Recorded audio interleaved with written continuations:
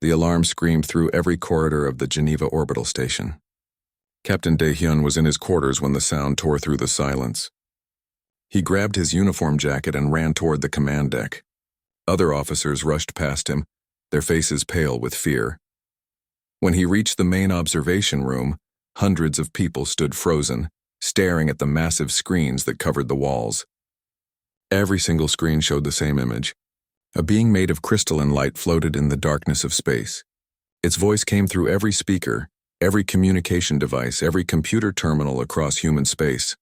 I am Vorath, speaker for the collective. We represent 12 species, ancient and powerful. We bring you a message, humanity. Dae-hyun felt his stomach tighten.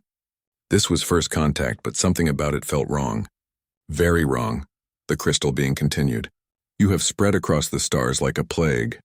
Your ships move through space with no respect for the territories of others. Your colonies consume resources without asking permission. Your species adapts too quickly, learns too fast, and refuses to accept limits. This threatens the order we have maintained for 10,000 years. Admiral Taemin pushed through the crowd and stood beside Dae-hyun. The older man's jaw was clenched so tight that Dae-hyun could see the muscles working beneath his skin. You have 72 hours, Vorath said. Retreat to your home system. Abandon every colony beyond Earth.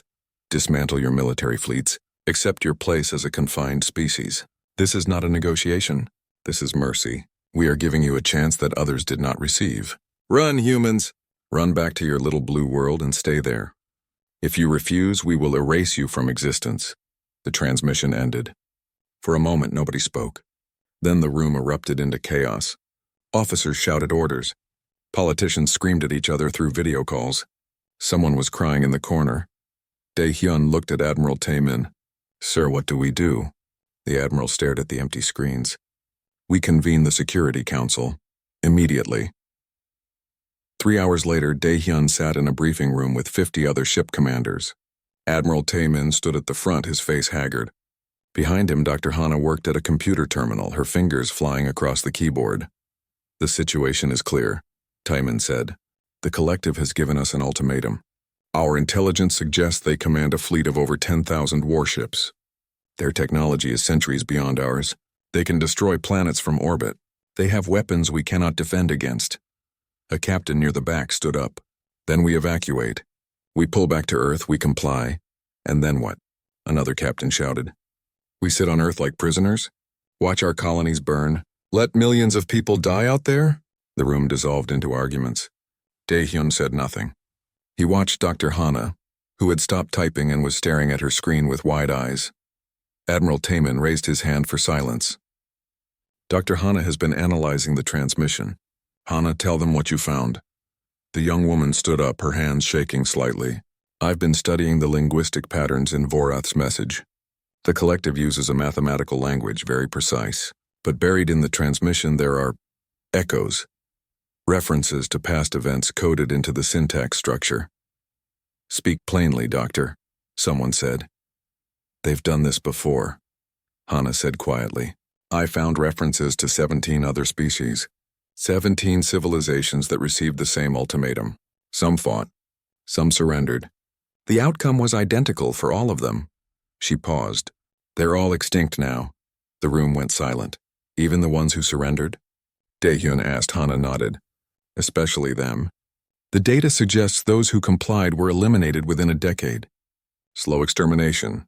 The collective doesn't tolerate potential threats. Compliance just makes the killing easier. Admiral Taemin's voice was cold and hard. So we're dead either way. Fight and die quickly or run and die slowly. There's a third option, Dae-hyun heard himself say. Everyone turned to look at him. We don't run. We don't surrender. We fight. And we make it so costly for them that other species think twice before threatening humanity again. A few people laughed bitterly. Most just looked defeated. Taemin studied Dae-hyun for a long moment. Captain, I have a mission for you. Take your ship, the Indomitable, and form a small task force. Travel to Terminus Colony, our furthest settlement. Evacuate the civilians there. It will be the first target when the deadline expires. Yes, sir. And Dae-hyun, the Admiral added, there's a secondary objective. Terminus has a research station. They've been working on something, a new type of engine. Experimental, dangerous. Make sure the technology doesn't fall into collective hands. Understood? Dae-hyun nodded, though he suspected there was more to this mission than he was being told. Back on his ship, Dae-hyun briefed his crew. His tactical officer, Lieutenant Ji-woo, was young but sharp. She stood beside him on the bridge as they prepared to leave. "Captain, do you really think we can fight them?" she asked quietly. "I don't know," he admitted. "But I know we can't just roll over and die. Humans don't work that way." The Indomitable detached from the orbital station and turned toward deep space. Behind them, Earth hung in the darkness, beautiful and fragile. Dae-hyun wondered if he would ever see it again. As they entered faster-than-light travel, Dr. Hana's voice came through his personal communicator. "Captain, I'm sending you something. More data I decoded from the collective transmission. Don't share it with anyone yet. What is it?" "A pattern. For Ath species, the crystalline ones, they're afraid. I can't explain how I know this, but the fear is encoded into every word they speak. They're not attacking us because we're a threat now. They're attacking us because they're terrified of what we might become." Dae-hyun looked out at the stars rushing past. Humanity had been in space for less than 200 years. They had barely left their own solar system when the first colonies began. Now some alien collective was so afraid of human potential that they wanted to cage humanity forever, or kill them trying. "Let them be afraid," Dae-hyun said. "They came to us with threats. They told us to run. Maybe it's time we taught the galaxy what happens when you threaten humanity." 68 hours remained until the deadline. Somewhere out in the darkness, the collective was gathering its forces. War was coming whether humanity wanted it or not, and Captain Dae-hyun was done running. The deadline expired at exactly midnight Earth Standard Time. Admiral Taemin had broadcast humanity's response 3 hours earlier, standing before cameras that sent his image across human space and beyond. "We don't run," he said simply. Then he cut the transmission. The collective's response came swiftly. Dae-hyun was still 2 days from Terminus when the reports started flooding in. Mars' defense grid went dark first. The massive orbital weapons platforms that protected humanity's second home simply stopped responding. Then the colony on Proxima Centauri b sent a desperate transmission that cut off mid-sentence. Then New Shanghai Colony. Then Roosevelt Station. "Captain, we're receiving emergency broadcast from 53 locations," Lieutenant Ji-woo reported, her voice tight. "All under attack simultaneously." Dae-hyun watched the tactical display. Red indicators bloomed across the map of human space like drops of blood spreading through water. "Show me the enemy fleet composition." The main screen shifted. What he saw made his blood run cold. The collective ships were unlike anything in human databases. Some looked like twisted metal sculptures. Others seemed to be made of pure energy. They moved through space in perfect formations, their weapons tearing through human defenses as if they weren't there. "Their shields are phasing through our weapons," Ji-woo said, reading incoming data. "Our missiles pass right through them without detonating. Energy weapons are being absorbed and reflected. Captain, we can't touch them." A transmission came through from Earth. Admiral Taemin appeared on screen, his face grim. "All ships, new tactical orders. Conventional engagement is ineffective. I'm authorizing desperate measures. Ramming speed, nuclear proximity detonations, whatever it takes. Make them pay for every inch of space." The transmission ended. Dae-hyun looked at his crew. Young faces, frightened but determined. He had served with most of them for 3 years. They were good people. They deserved better than this. "Helm, maximum speed to Terminus," he ordered. "We complete our mission." But fate had other plans. 2 hours later, the Indomitable's sensors picked up a collective battle group directly in their path. 6 ships, each one twice the size of Dae-hyun's destroyer. "They're blocking our route to Terminus," Ji-woo said. "If we alter course, we add 4 days to our journey. The civilians there won't have 4 days." Dae-hyun studied the enemy formation. 6 to 1 odds, impossible. But he thought about Admiral Taemin's words. "Make them pay." "Battle stations," he said quietly. "Charge all weapons. And somebody get Engineer Minho up here." The chief engineer arrived on the bridge 3 minutes later, wiping grease from his hands. Minho was older than most of the crew, a veteran who had served on a dozen ships. "Captain, please tell me you're not thinking what I think you're thinking." "The experimental quantum drive," Dae-hyun said. "The one Terminus has been developing. We installed a prototype on this ship 6 months ago for testing. It's not ready. We've never used it at full power. The calculations suggest it might tear a hole in space-time. We could destroy ourselves, or we could destroy them." Daehyun pointed at the collective ships. Minho, can we use the quantum drive as a weapon? Ram one of those ships at faster than light speed? Minho stared at him. Then a slow smile spread across his face. You're insane, Captain. But yes, theoretically, the dimensional stress from an FTL collision would be catastrophic for both ships. Do it. Prepare the quantum drive for emergency activation. Jiwoo, plot a ramming course for the lead ship. All hands abandon ship protocols. Get everyone to escape pods except essential bridge crew. Captain, I'm staying, Jiwoo said immediately. So am I, Minho added. Daehyun wanted to argue, but there was no time. The collective ships had detected them and were moving to intercept. Fine, but when I give the order, you both eject. That's a command. The next 10 minutes felt like hours. The Indomitable accelerated toward the enemy, her conventional engines screaming. The collective ships opened fire. Energy beams stabbed through space. The destroyer's shields held for exactly 12 seconds before collapsing. Hull breaches on decks 3 through 7. Casualties reported. The ship shuddered under the impacts. Quantum drive ready, Minho announced. Engaging in 3, 2, 1. The universe twisted. Daehyun felt his stomach lurch as reality bent around them. The Indomitable lurched forward at speeds that should have been impossible. The stars stretched into lines, and directly ahead the collective flagship grew larger and larger. Eject now, Daehyun shouted at his crew. That's an order. Jiwoo and Minho hesitated for just a moment, then ran for the emergency pods. Daehyun stayed at the helm, keeping the ship on course. 5 seconds until impact. 4, 3, he reached for his own ejection control. 2, 1. The Indomitable struck the collective ship at faster than light speed, the sea.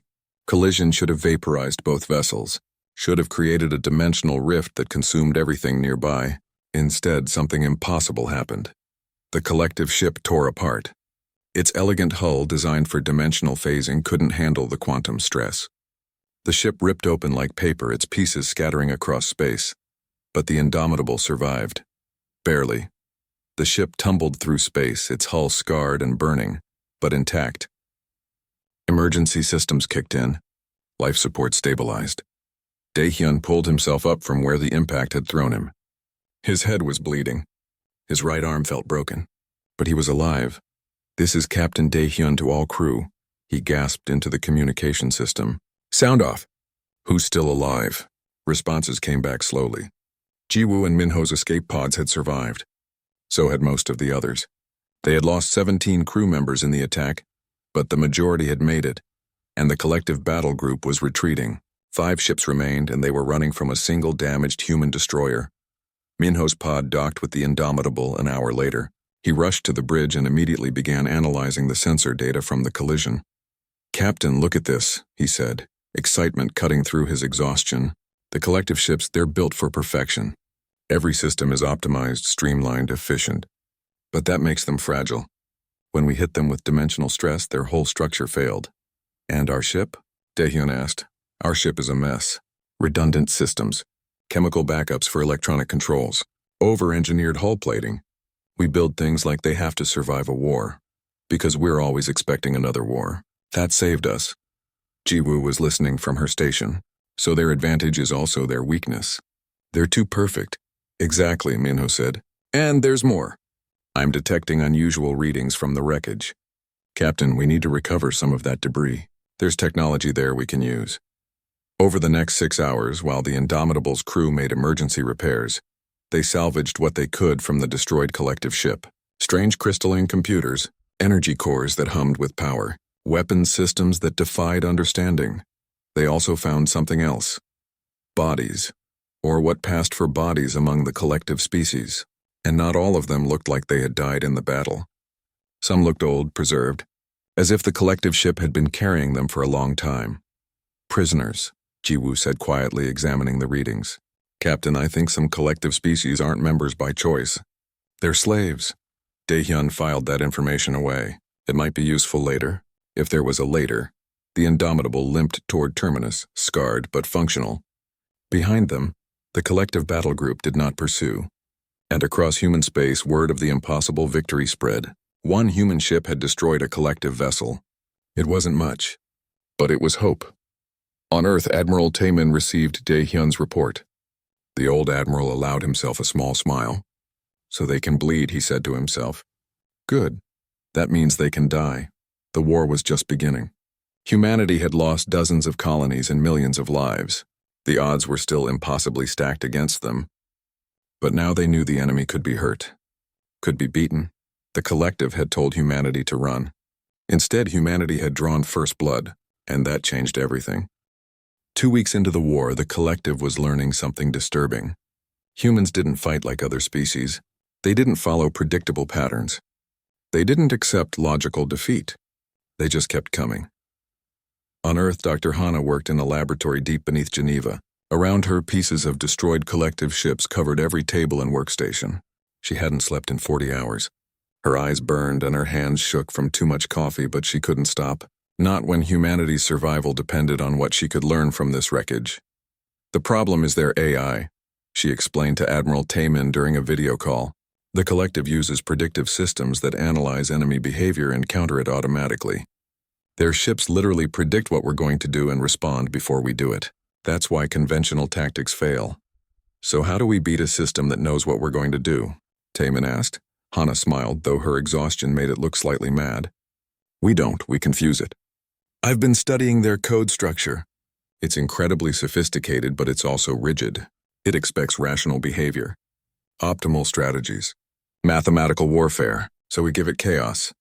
She pulled up a display showing streams of data. I'm developing what I call cognitive viruses, packets of information that exploit how collective AI processes data. When their systems try to predict our actions based on these inputs, they get trapped in logic loops. Their ships literally freeze for a few seconds while the AI tries to understand what's happening. A few seconds, Taman repeated. That's all? In space combat, a few seconds is everything. The Admiral nodded slowly. Get it to our ships. All of them. Immediately. While Dr. Hanna worked on the technological front, the military was adapting in other ways. Commodore Dae-hyun, promoted after his impossible victory, now commanded a carrier group of 12 ships. He stood on the bridge of his new flagship, studying tactical reports with Lieutenant Ji-woo. The collective controls most of the major space lanes now, Ji-woo said, highlighting areas on the star map. They've blockaded Earth and secured 17 colony worlds. They're strangling our supply lines. Then we don't use the space lanes, Dae-hyun said. We hide in asteroid fields. We strike their supply convoys and disappear. We make them afraid to travel without massive escorts. Guerrilla warfare, Ji-woo said. In space, exactly. They want to fight a clean, organized war. We're going to make it dirty. Over the next week, Dae-hyun's tactics spread through the human fleet. Ships stopped engaging in direct confrontations. Instead, they ambushed collective vessels from hiding. They used kamikaze drones, hundreds of them, swarming enemy ships and overwhelming their defenses through sheer numbers. They deployed chaff ships, old vessels filled with nuclear weapons programmed to ram collective cruisers. It was brutal. It was desperate.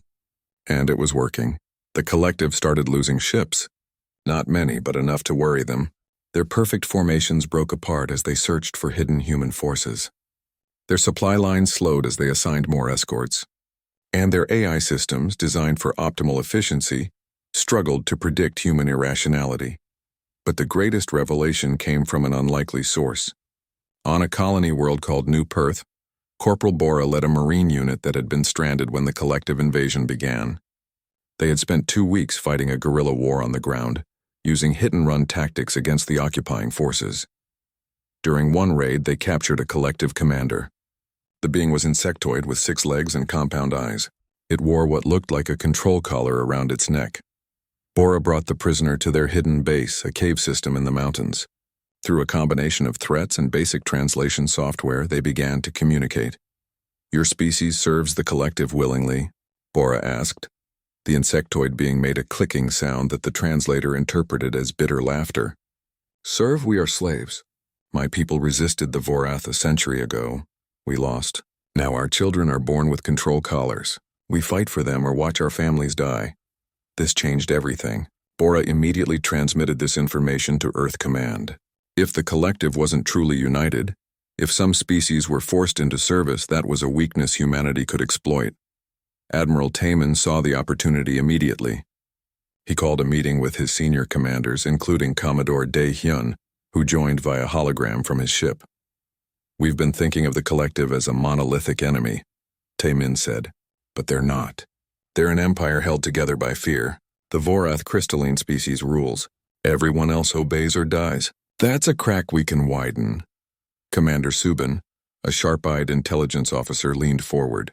"Sir, are you suggesting we try to break the collective apart from within?" "Eventually, yes.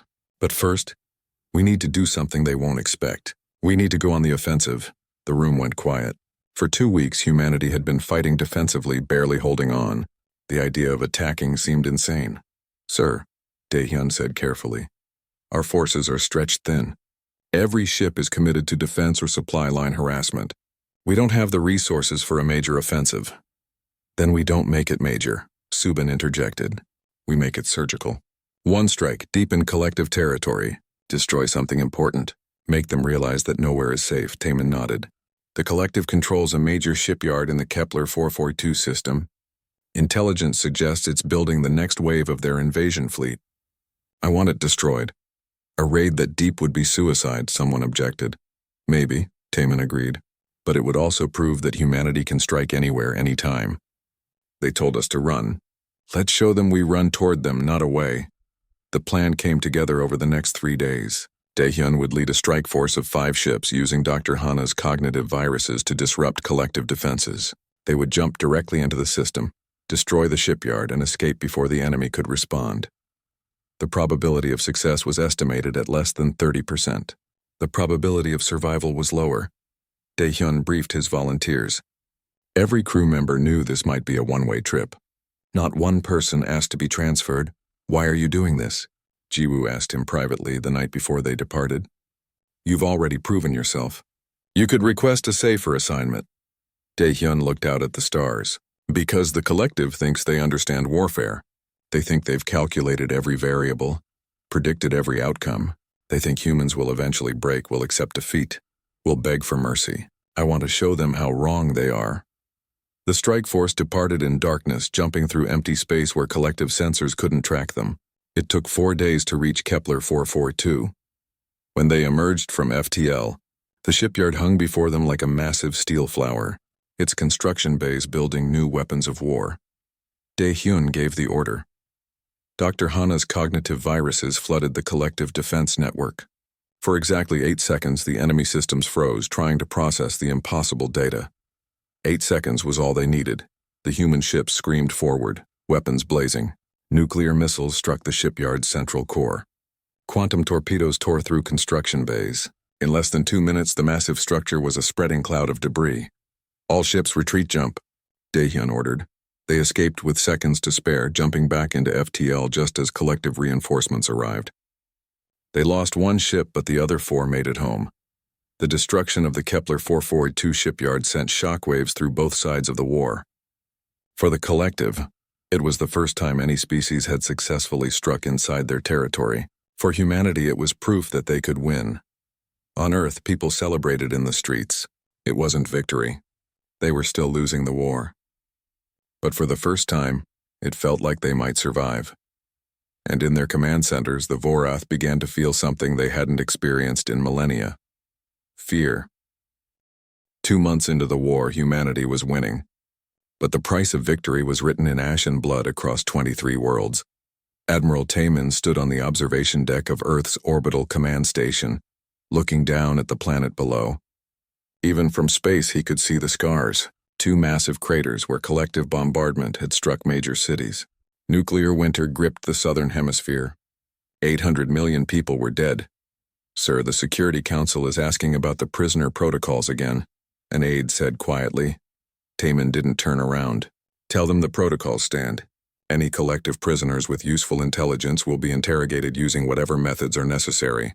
Sir, some are calling it torture. Some can go to hell." Now Taemin turned, his eyes hard. "Every hour we waste, more humans die. If breaking a few enemy soldiers saves human lives, that's not a difficult choice." The aide left. Taemin went back to staring at Earth. He wondered if he would recognize the man he had been 3 months ago. Before the war, before the impossible choices, he had authorized using civilian ships as decoys, knowing they would be destroyed. He had ordered scorched earth tactics on human colonies, destroying them rather than let the collective take them intact. He had weaponized captured collective prisoners, infecting them with biological agents and sending them back to their own forces. Every decision haunted him. Every night he saw the faces of the dead, but every morning he made more terrible choices because the alternative was extinction. On the other side of human space, Dr. Hana was making her own dark discoveries. She had spent weeks studying collective communication protocols, slowly piecing together how their command structure worked. Now exhausted and running on stimulants, she had finally cracked it.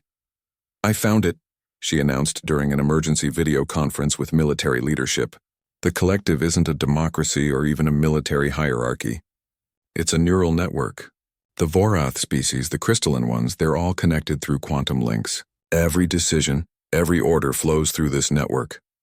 Commodore Dae-hyun leaned forward on his screen. "Can we hack it? Disrupt their communications?" "Better," Hana said, pulling up a three-dimensional display. "We can destroy it." The network isn't distributed. It's centralized, housed in a massive quantum computer on the Vorath homeworld. Kill that and the collective fractures. Every species suddenly finds itself free from central control. "Where is this homeworld?" Admiral Taemin asked. Hana transmitted coordinates. "Deep in collective territory. It's called Vorkal. The planet is a fortress. Orbital defense platforms, planetary shields, automated weapon systems. Intelligence estimates at least 5,000 warships protecting it at any given time." The room went silent as everyone processed what that meant. An assault on Vorkal would be suicide. Even with humanity's new tactics, even with their cognitive viruses and guerrilla warfare, they couldn't survive against those odds. "How do we do it?" Dae-hyun asked finally. Taemin looked at him through the video screen. "We don't, not yet. We build up our forces, develop better weapons, wait for the right moment." But Dae-hyun shook his head. "Sir, with respect, we don't have time. Every week this war continues, we lose more people. The collective is adapting to our tactics. Soon our advantages will disappear. If we're going to strike at their heart, it has to be now while we still can." "It's a suicide mission," someone objected. "Then I'll lead it," Dae-hyun said simply. "Give me 7 ships and volunteers. We'll make it through." Over the next week, as military planners developed what they called Operation Spear, Corporal Bora's resistance cell on New Perth made a shocking discovery. They had been raiding collective prison camps, freeing human captives when they could. This time they hit a facility hidden deep underground. Inside they found humans, but not recent prisoners. These people had been captive for decades. They were thin, scarred, broken by years of imprisonment, but they were alive. And they had a story to tell. "First contact," an old man named Taeyang said, his voice rough from disuse. "Real first contact happened 40 years ago. A human exploration ship found a Vorath vessel. We thought it was peaceful. We were wrong." He explained how the collective had immediately attacked, destroying the human ship. Only a few crew members survived, taken as prisoners to study humanity. They had spent 40 years in collective custody, watching their captors debate what to do about the new species they had discovered. "They're afraid of us," Taeyang said. "Terrified. Long ago, the Vorath encountered another species. Young, aggressive, adaptable. That species nearly destroyed them. Ever since, the Vorath have hunted down any civilization that shows similar traits. They call it the Purge Protocol. Find species like that, offer them the ultimatum, and exterminate them regardless of their choice. So even if we had surrendered," Bora said slowly, "they would have killed us anyway. Yes, surrender just makes it easier. Compliance means disarmament. Disarmament means genocide." This information spread quickly through human forces. Any moral ambiguity about the war vanished. The collective wasn't offering a choice. It was offering 2 different methods of execution. Dae-hyun assembled his strike force. 7 ships, 2,000 crew members. Every single person a volunteer. They called themselves the Spear. Their target, Vorkal, the Vorath homeworld. Lieutenant Ji-woo stood with him on the bridge of his flagship, still the battered but repaired Indomitable. "Captain, I've been running the numbers. Even with our new weapons, even with perfect execution, our survival probability is less than 5%. "I know. Why are we doing this then? Why throw away our lives on an impossible mission?" Dae-hyun looked at her. "Because if we succeed, we end this war. And because sometimes, The measure of humanity isn't whether we survive, it's whether we fight back. Engineer Minho joined them on the bridge. Captain, I've been thinking. The quantum drives, the ones we use for FTL travel. What if we weaponize them? Not just for ramming, but as bombs. Jump into Vorkal's orbit, get close to their central computer, and detonate all 7 drives simultaneously. That would destroy everything in the system, Jiwoo said. Including us. Minho agreed. But it would work. The quantum detonation would tear through any shield, any defense. The Vorath network would be gone. Daehyun considered this. A weapon that guaranteed success but also guaranteed death. He thought about the 800 million dead on Earth. The millions more on lost colonies. The children who would never be born if humanity lost this war. Prepare the drives, he said. But as a last resort. We try to survive. We try to escape. But if there's no other way, we use it. On Earth, Admiral Taman addressed the people one last time before Operation Spear launched. He looked older than his years, worn down by the weight of command. 7 ships are about to attempt the impossible, he said. They're going to strike at the heart of the collective. Most of them will not return. They know this. They go anyway because that's what humans do.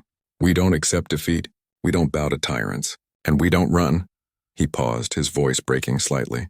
To the crew of the Spear, to Commodore Daehyun and every man and woman under his command, humanity thanks you. And humanity will remember you. Forever.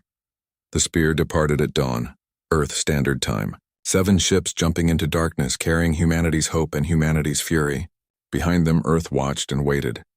And on Vorkal, in a chamber of crystalline light, Vorath himself felt something he had spent millennia trying to prevent. He felt the approach of a species that would not be broken, would not surrender, would not run. He felt humanity coming. And for the first time in his ancient existence, Vorath was afraid. The Spear emerged from faster-than-light travel at the edge of the Vorkal system. 7 human ships against a fortress world protected by thousands. On the bridge of the Indomitable, Commodore Daehyun watched the tactical display populate with enemy contacts. Red dots filled the screen like stars in the night sky. 5,000 collective warships, exactly as intelligence had predicted, maybe more. Sir, Lieutenant Jiwoo said quietly, they're hailing us. Vorath himself wants to speak.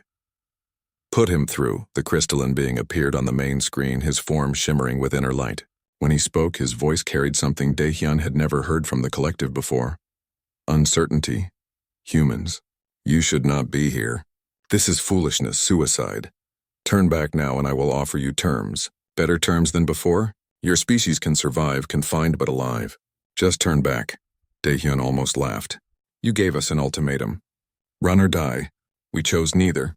Now we're here, at your doorstep. How does it feel, Vorath? How does it feel to be afraid? The crystalline being's light flickered. You cannot win. Mathematical certainty. 7 ships cannot defeat 5,000. This is not courage. It is madness. Maybe, Daehyun agreed.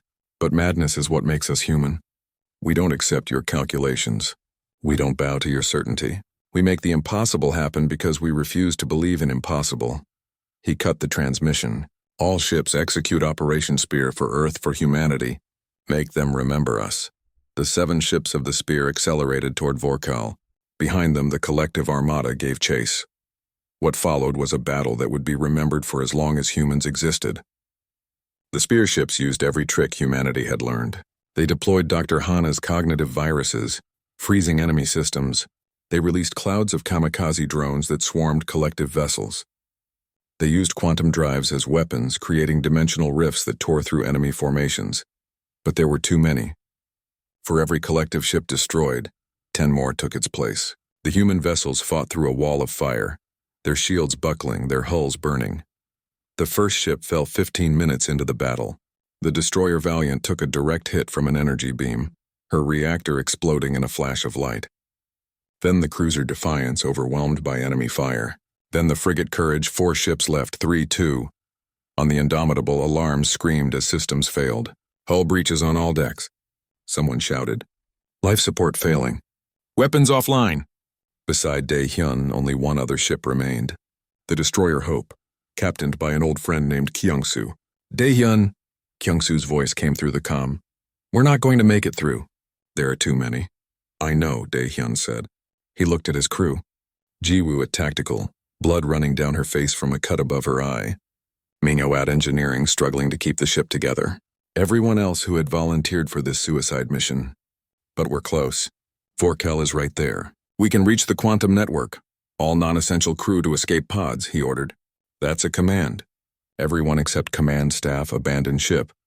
Most of the crew hesitated. These people had followed him into hell. They didn't want to leave now. But orders were orders.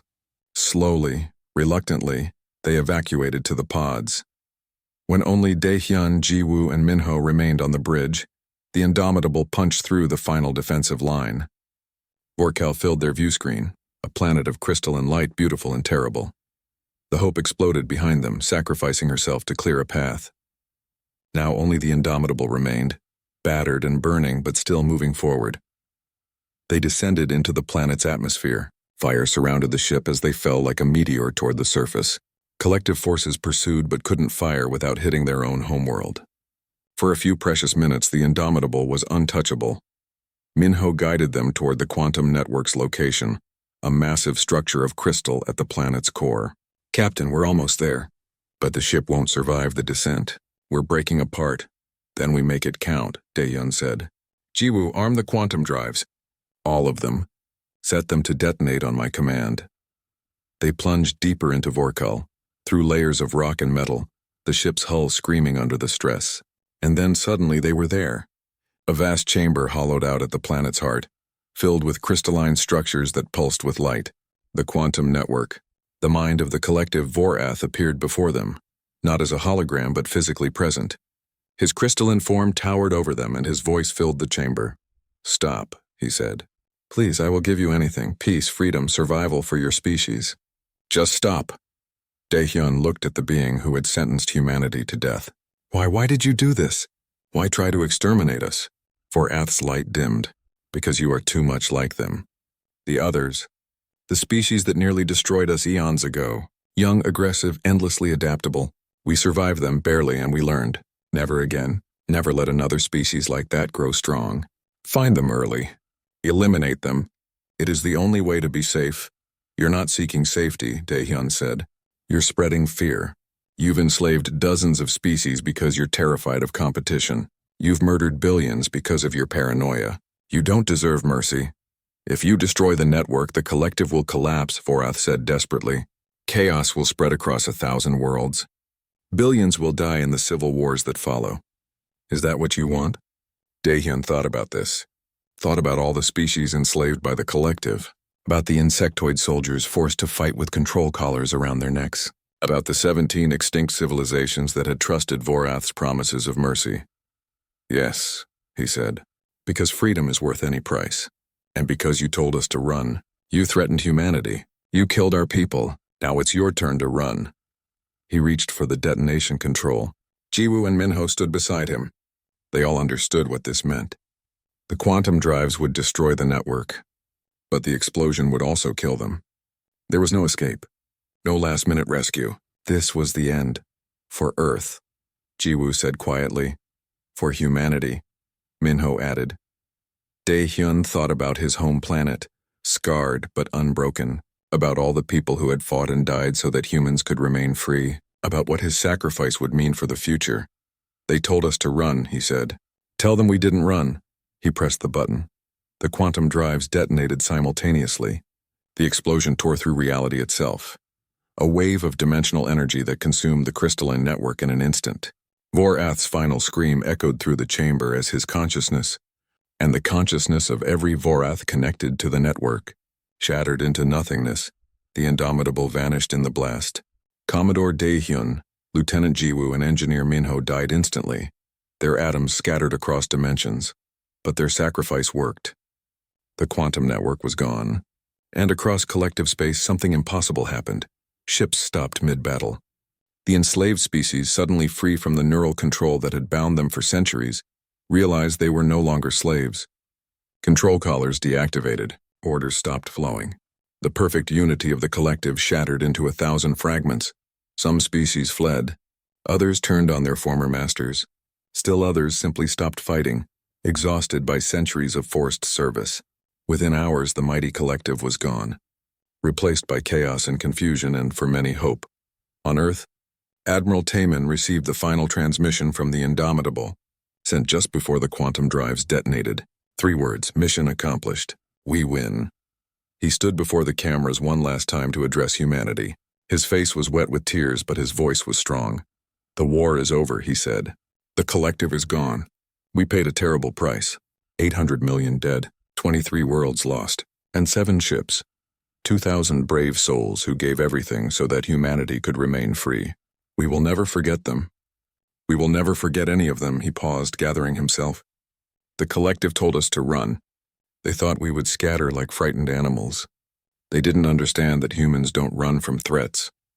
We run toward them. We face them. We defeat them. And we make sure they never threaten us again. Across human space, people celebrated and mourned in equal measure.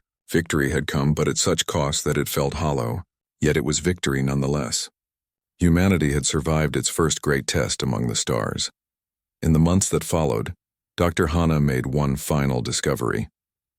Examining the wreckage of Vorkal, she found something in the ruins of the quantum network. A message, automatically transmitted to unknown coordinates in deep space when the network died. A warning. She decoded it and read the words aloud to Admiral Taman. Attention, to any species receiving this message. We are the Vorath Collective. We have fallen. The humans, a species from Sol system, have destroyed us. They were given the ultimatum. They refused. They adapted. They learned. They won. If you encounter them, do not threaten them. Do not challenge them. Do not give them reason to come for you, because if you do, they will not negotiate. They will not surrender. They will not run. They will come for you, and you will fall as we have fallen. This is our final warning. Beware of humanity.